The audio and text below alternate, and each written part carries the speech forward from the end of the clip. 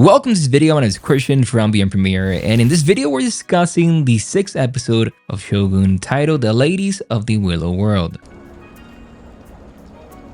This episode has a lot of meaning, including how this refers to a poetic and the term of courtesans in the Pleasure District. First things first, let's talk about what the heck Ladies of the Willow World even means. So basically, it's a fancy way of referring to the courtesans and entertainers who work in the pleasure districts of Japan back in the day. It was a metaphor for the floating world, a lifestyle that was all the rage in this district. It was all about living in the moment, indulging in pleasure, and forgetting about the harsh realities of life. And the willow tree, that was like the unofficial mascot of this whole scene, a symbol of beauty, grace, and the fleeting nature of existence. But don't get it twisted, being a lady of the willow world was not all glamour and glitz.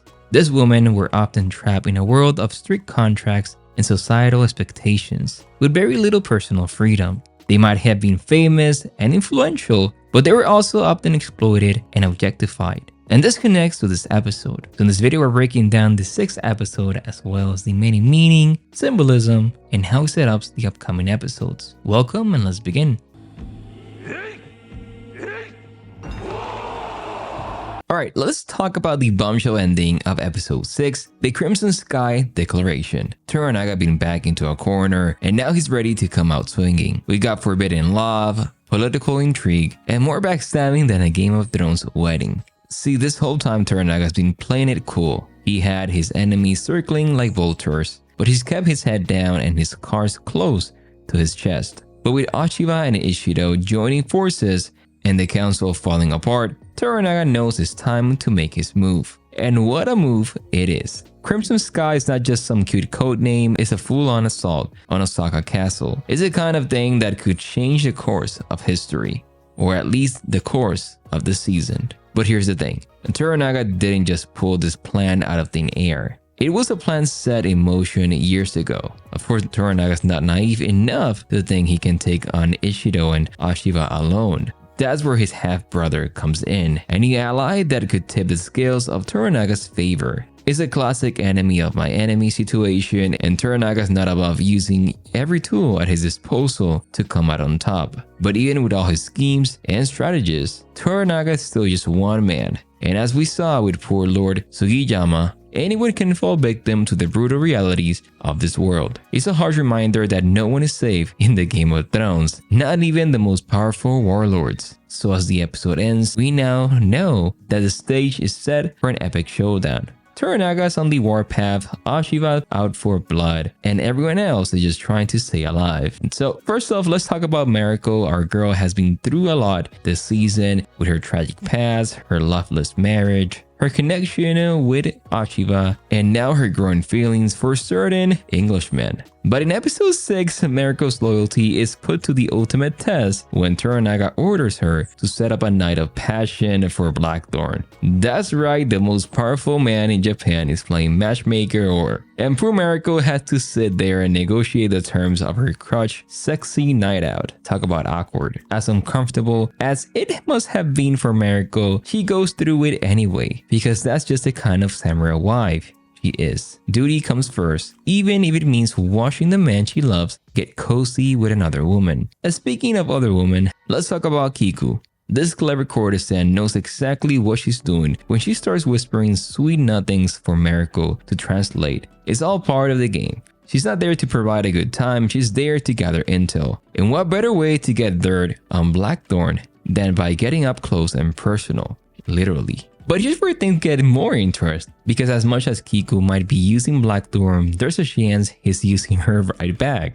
The guy's been through a lot since he arrived on Japan, and sometimes a man just needs to spill his guts or other parts of his anatomy. Of course, the morning after tells a different story. Blackthorn looks like he's been hit by a truck, and Mariko can barely make eye contact. Sounds more like an all-night therapy session. Meanwhile, over in Osaka, Ochiba is busy making power moves like a boss. This is a woman who's been plotting her revenge since she was a little girl, and now she got the council over her thumb. She's ready to make Toranaga pay. But here's the thing, Ochiba not just out for blood, she's also fighting for her son's birthright. See, way back when, Ochiba's dad was the big man in Japan, but when Mariko's dad came along and ruined everything, now Ochiba convinced that Toranaga was pulling the strings all along, and she's not gonna rest until she see him fall. Too bad Lord Sugiyama had the first casualty of Oshiba's reign of terror. The poor guy just wanted to get his family out, but instead he ended up with a blade in his bag. So with the council dropping like flies and Toranaga back into a corner, so we move into an important scene with Lord Ishido praising Lord Ito for his portrayal of the late Taiko in what seems to be a no play. No is a traditional Japanese form of theater known for its stylized performances and symbolic storytelling. Ishido compares Ito's skills to the greatness of the Taiko himself, hinting at the deep respect and admiration they both held for their former master. Ishido then shares a personal anecdote about how as a boy, he looked up to the Taiko as proof that even someone of humble origins could rise to great heights. This gave us some insight into Ishido's background and his motivations.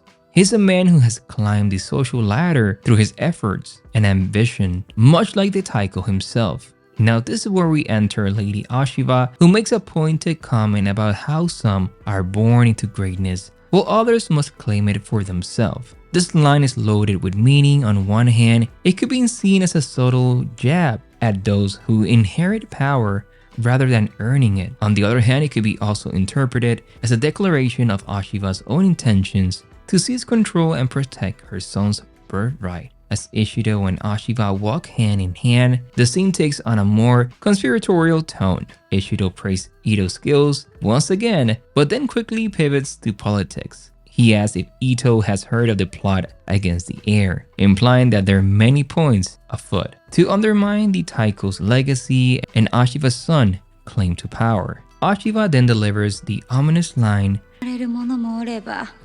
this suggests that she sees Toranaga as a direct threat to her son's position and is determined to take action against him. It seems clear that Lady Ochiba is done playing the passive political game and is ready to take matters into her own hands. Her alliance with Ishido appears to be a key part of her strategy by joining forces with someone who also rose from humble beginnings. She's creating a powerful counterbalance to Toranaga's influence. But as you know, Toranaga is not to be underestimated. He's a master strategist with his own alliance and loyalties. The question is, will he be able to win over Ochiba and Ishido, or will their combined efforts prove too much for even the great Lord Toranaga to overcome? But let's recap.